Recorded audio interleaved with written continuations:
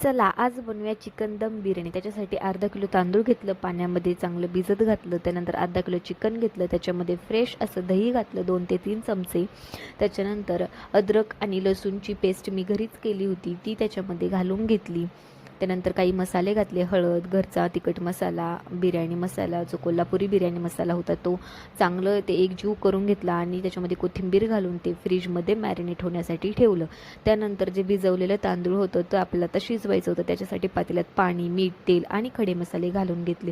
त्यानंतर ते शिजवायला ठेवलं. भात चांगला शिजून घेतला. थोडीशी भातामध्ये कसर ठेवायची शिजण्यासाठी, कारण आपल्याला दम द्यायचा असतो. त्यानंतर चिकन इथं शिजवलं होतं. थोडंसं चिकनलाही कसर ठेवायची. त्याच्यानंतर मी तांदळाची लेअर लावली. त्याच्यानंतर तळलेला कांदा घातला, कोथिंबीर घातली, परत एक लेअर लावली आणि त्याच्यावर साजूक तूप घालून कलर घातला, कोथिंबीर घातली आणि बिर्याणी खूप जबरदस्त आणि टेस्टी झाली होती. तुम्ही ही रेसिपी नक्की ट्राय करा.